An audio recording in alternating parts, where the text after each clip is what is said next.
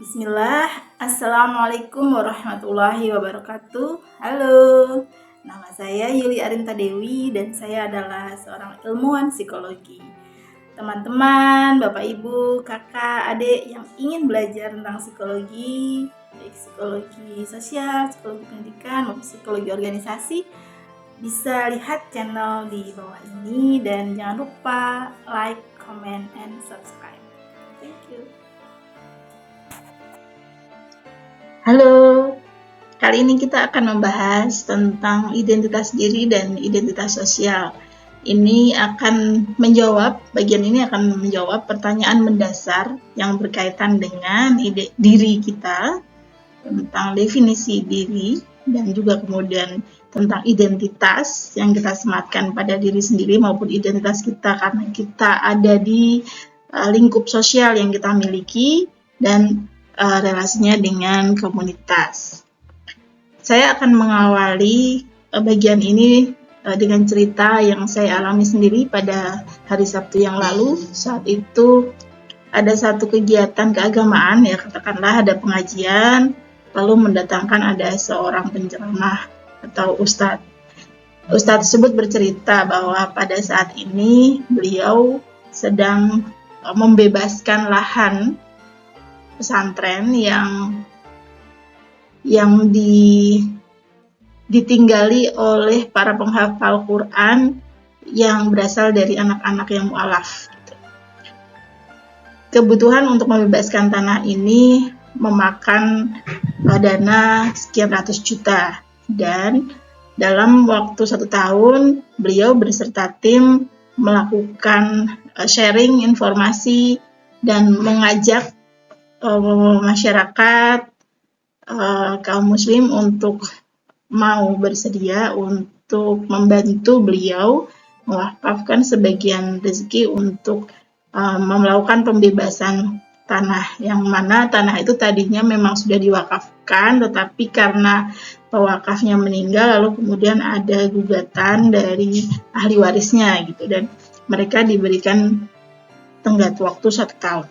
Nah, dari cerita Ustadz beliau ada pertanyaan siapa yang berkenan untuk membantu atau berdonasi dalam gerakan membebaskan tanah untuk para penghafal Quran. Dari sekian banyak jemaah terkumpul ada beberapa, katakanlah sekitar 10-20 jemaah yang kemudian terkumpul beberapa puluh juta, dan kemudian itu segera disumbangkan untuk kemudian memenuhi target yang dikumpulkan. Dari cerita ini ada beberapa orang yang kemudian tergerak untuk bisa segera berdonasi, lalu ada beberapa sebagian yang lain untuk tidak. Kita bisa berpikir bagaimana seseorang itu bisa merasakan dirinya menjadi bagian dari mereka yang sedang kemalangan itu. Bagaimana dia mengidentifikasi dirinya sama dengan mereka yang sedang kesulitan tempat tinggal dan kemudian tergerak hatinya untuk berdonasi. Nah, ini merupakan satu fenomena yang unik untuk bisa kita diskusikan lebih lanjut dalam mata kuliah ini. Nah, tujuan dari pembelajaran dari identitas diri dan identitas sosial ada 4. Yang pertama adalah memahami definisi dan identitas diri dan identitas sosial. Lalu kemudian yang kedua memahami tentang konsep diri, lalu memahami tentang harga diri, dan memahami tentang kepercayaan. Nah, kita awali dengan identitas diri dan identitas sosial. Teman-teman, Bapak Ibu pasti sering mendengar ada banyak informasi di media sosial yang menyatakan bahwa masalah remaja yang paling khas adalah krisis identitas gitu, atau masalah identitas diri. Bagaimana seorang remaja itu sulit untuk kemudian memahami siapa sih dirinya gitu. Contoh, misalkan mudah sekali kalangan remaja yang sehabis nonton konser K-pop, setelah itu kemudian menganggap dirinya adalah bagian dari K-popers, lalu kemudian berperilaku, bertindak, mengumpulkan aksesoris dan sebagainya, foto-foto card dan sebagainya, itu mengasosiasikan dirinya sama dengan kelompok K-popers itu. Satu. Contoh dua adalah misalkan ada yang sehabis nonton film gitu ya.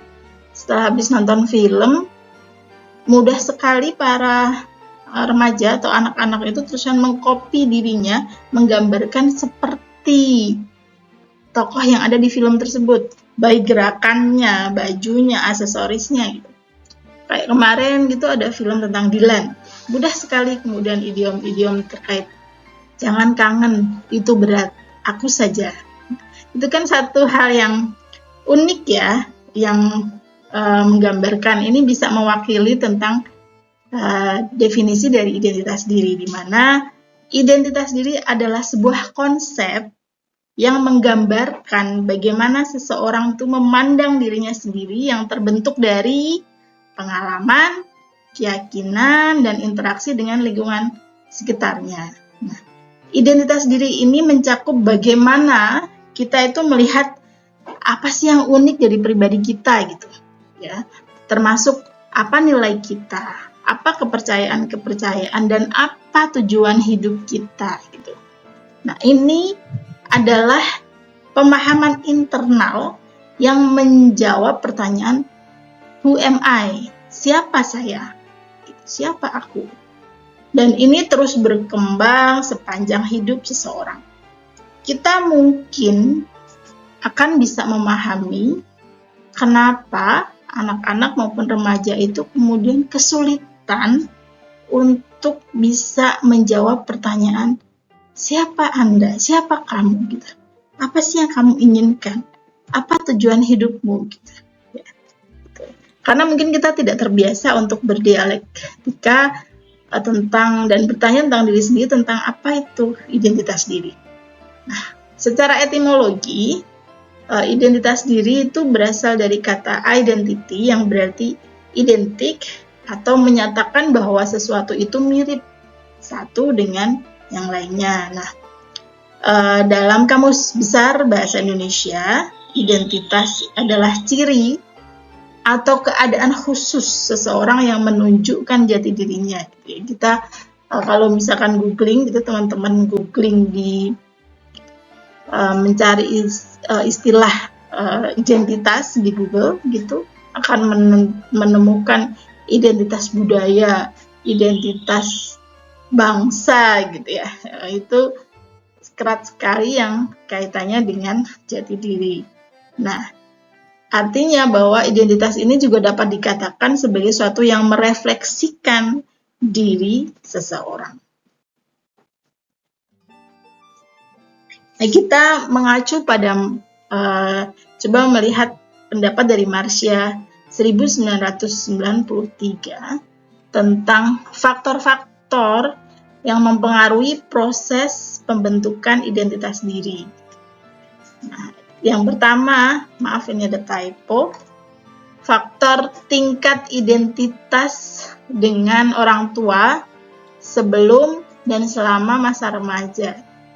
Tingkat identifikasi, jadi bagaimana kita menyamakan diri kita dengan orang tua sebelum dan selama masa remaja.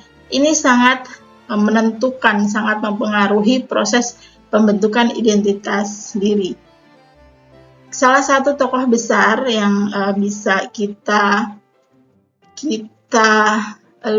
lihat atau kita baca dari tokoh-tokoh yang ada, misalkan tentang B.J. Habibie, Lavran Pane, atau kemudian Anies Baswedan, atau kemudian Mohatta, memperlihatkan bagaimana sosok orang tua atau orang-orang dewasa yang ada di sekitar mereka pada usia periode perkembangan awal itu sangat menentukan bagaimana mereka mempersepsi diri mereka sebagai seorang pemimpin di masa depan. Lalu yang kedua, selain itu adalah pola asuh yang diterapkan oleh orang tua. Kita tahu bahwa pola asuh itu ada bermacam-macam tipenya. Ada yang tipe demokratis, ada yang tipe kaku gitu ya, ada yang partisipatif, dan ini kemudian bisa mempengaruhi bagaimana anak dan remaja itu mengembangkan identitas dirinya.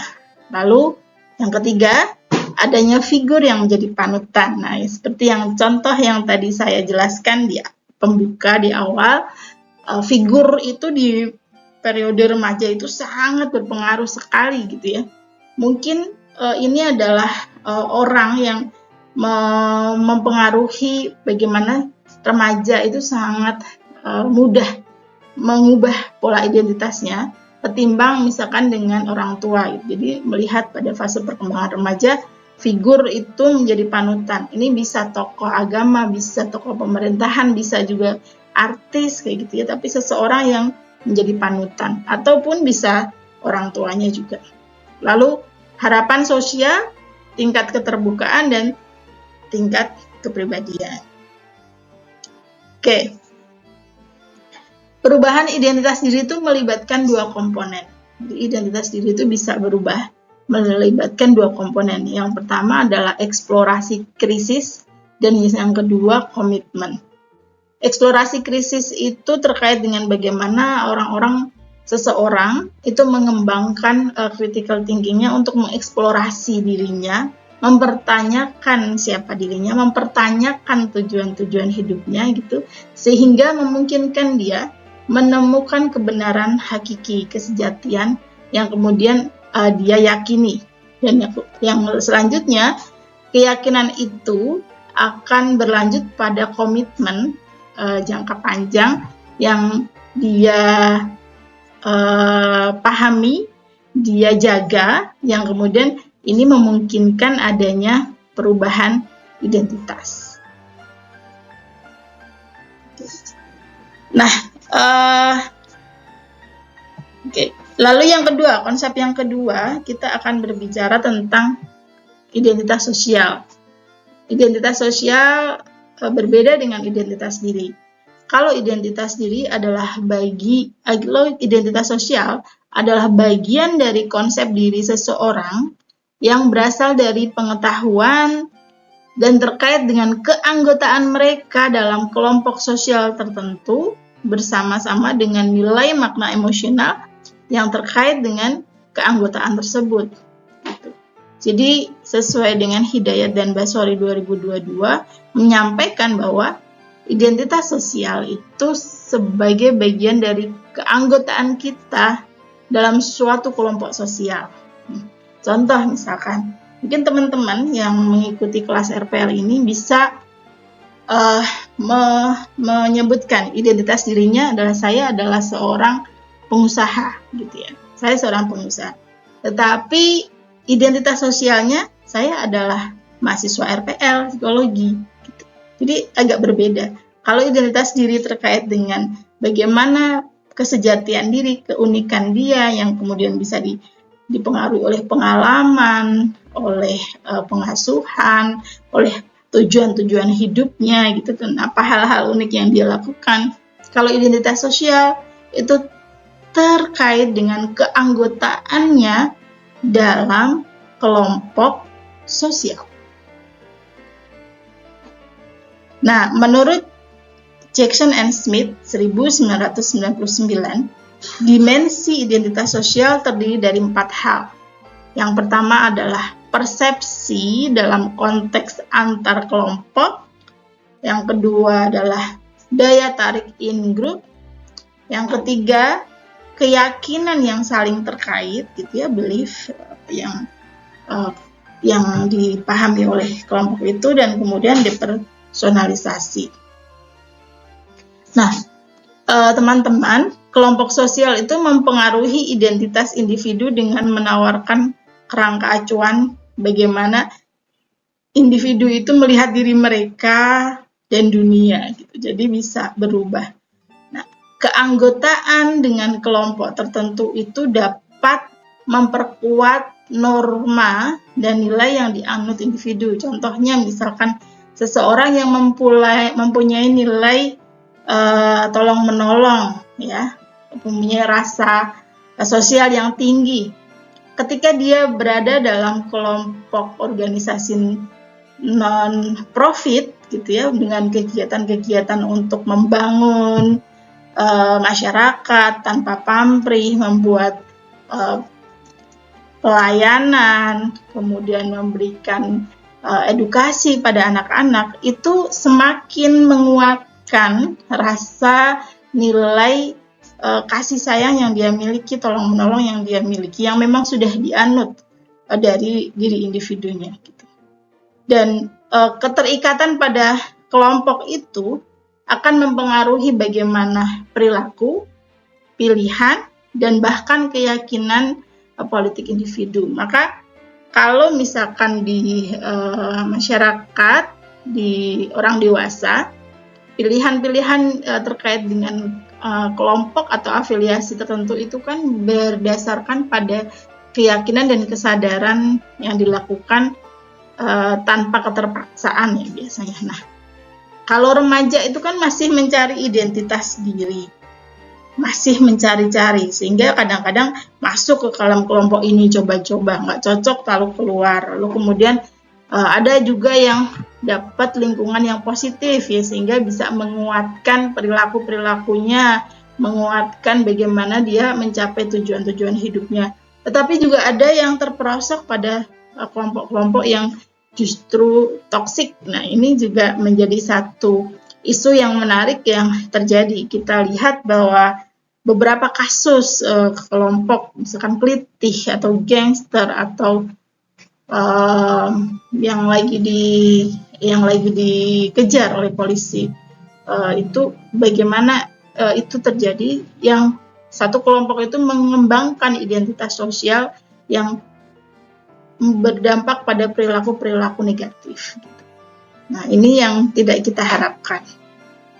Jadi ada dua konsep. Ada konsep in-group dan konsep out-group.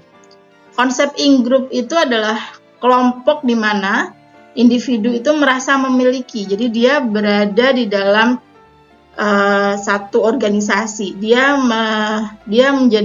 menjadi anggota. Ada keanggotaan yang kemudian ini dikaitkan dengan loyalitas, dan juga dia memiliki penilaian yang bias dengan kelompok lain. Jadi kalau kelompok aku lebih bagus, paling keren, paling oke, tapi kelompok yang lain kurang oke. Dan bias itu kadang-kadang menumbuhkan perilaku yang nggak proporsional dalam menilai anggota dari in-groupnya.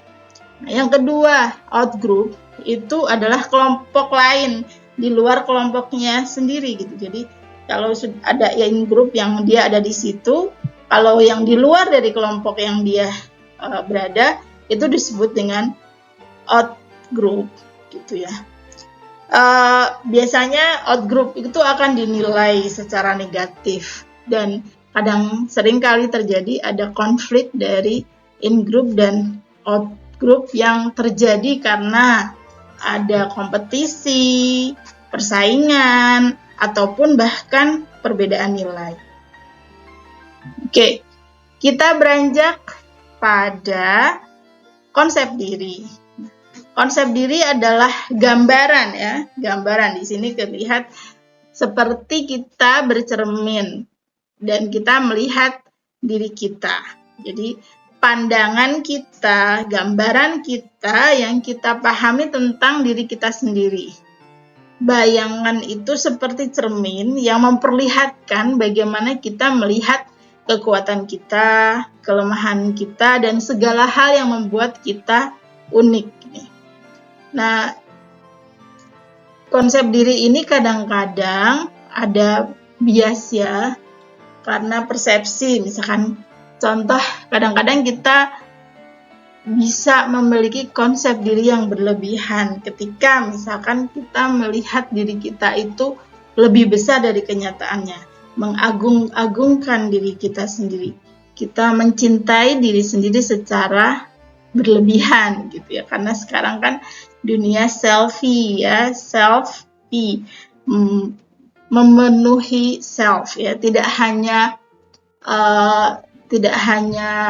pada anak-anak generasi milenial, tapi juga di beragam generasi nih terkait dengan fenomena selfie. Nah, selfie ini juga ada juga WiFi. WiFi itu selfie yang berkelompok. WiFi ini seperti menyandingkan konsep in group dan out group. Nah, konsep diri ini kadang nggak statis ya, bisa berubah. Satu saat kita bisa menilai diri kita positif, lalu keesokan hari bisa jadi kita menilai, wah aku buruk banget, aku jelek banget gitu. Jadi tergantung kondisi kita saat itu, tergantung pada keinginan kita misalkan untuk berkembang, tergantung juga adakah update profile yang kita lakukan gitu ya. Adakah perubahan atau penambahan profile yang kita miliki gitu, yang kemudian mencerminkan diri kita yang kita ingin tampilkan.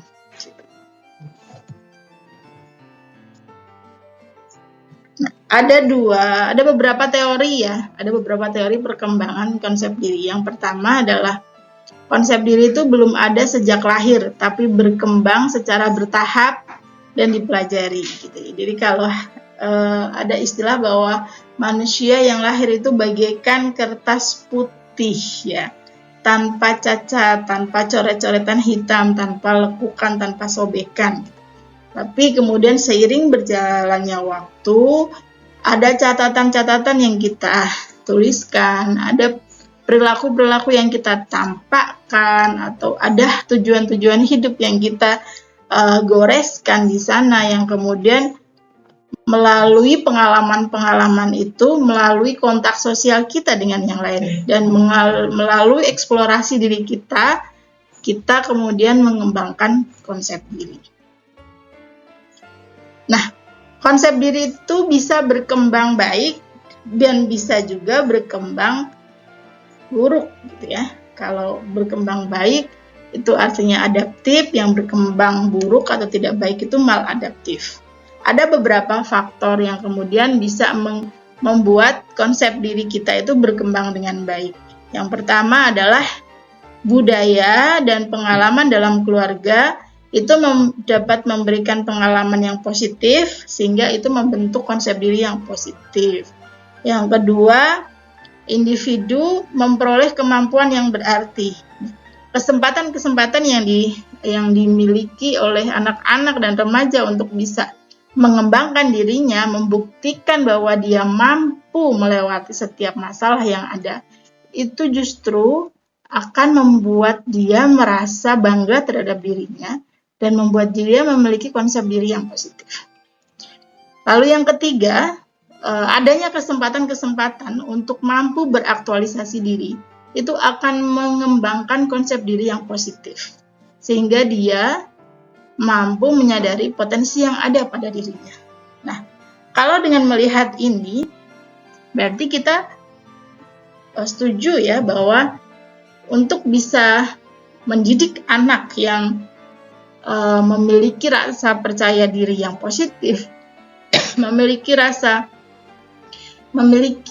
konsep diri yang positif, itu memerlukan dorongan, memerlukan kesempatan, dan memerlukan dia pengalaman gitu, dan kesempatan,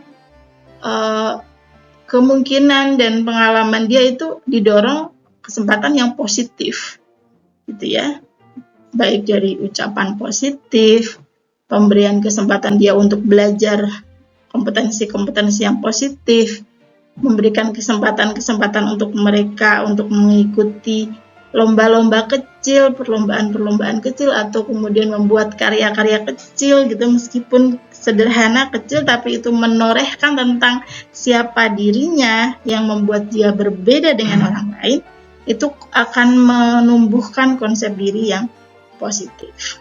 Jadi kalau dalam psikologi keluarga, pengalaman awal dalam kehidupan keluarga merupakan dasar pembentukan konsep diri. Karena keluarga dapat memberikan perasaan diri yang kuat dan tidak ada kuat, perasaan yang diterima atau ditolak. Nah, tadi saya menjelaskan bahwa konsep diri bisa berkembang positif, bisa juga berkembang negatif. Konsep diri yang positif itu berkembang menjadi konsep respon yang adaptif, sedangkan yang tidak berkembang dengan baik itu menjadikan respon yang maladaptif. Contoh yang adaptif itu seseorang akan memiliki konsep diri yang positif. Yang dimaksud dengan konsep diri yang positif adalah ketika dia bisa memahami bahwa dirinya itu cenderung lebih positif gitu ya, bisa memahami sifat-sifat karakter keunikan yang positif yang lebih banyak ketimbang dengan yang buruk. Nah, konsep diri yang positif itu di mana dia itu memahami dirinya itu lebih positif tentang dirinya sendiri, itu akan mampu berkembang menuju potensi maksimal sehingga dia bisa beraktualisasi diri. Ya, di situ ya, jadi konsep diri bisa berubah ke aktualisasi diri. Namun di sisi lain, seseorang yang memiliki konsep diri yang negatif itu bisa dimulai dengan harga diri yang rendah. Harga diri yang rendah, merasa diri cenderung tidak mampu gitu ya. Lalu kemudian kalau itu terus-menerus tidak diberikan dukungan, support yang tepat, lingkungan yang mendukung, pengalaman-pengalaman yang membahagiakan, yang baik, itu dia bisa jadi mengalami kekacauan identitas. Yang tadinya dia adalah remaja yang potensial, bisa jadi dia menganggap dirinya adalah remaja yang sangat buruk gitu istilahnya. Jadi dia memiliki kekacauan identitas terhadap dirinya, dan ini bisa mengarah pada depersonalisasi, dan ini tidak baik ya, jadi suatu respon yang maladaptif gitu. Jadi ini adalah bagian pertama dari identitas diri dan identitas sosial. Nah, kita mungkin bisa mengakhiri penjelasan pada bagian pertama ini dengan 2 pertanyaan reflektif ya teman-teman. Yang pertama adalah, apakah perbedaan dari identitas diri dan konsep diri? Jadi kadang-kadang kan 2 hal ini tuh sering dipakai berbarengan maupun bergantian gitu ya. Nah, bedanya sebetulnya apa sih identitas diri dan konsep diri gitu? Lalu yang kedua, apa yang dimaksud dengan krisis identitas? Nah, 2 pertanyaan ini tolong dijawab ya di kolom komentar, nanti kita akan diskusikan. Terima kasih. Itu pengantar dari saya. Assalamualaikum warahmatullahi wabarakatuh.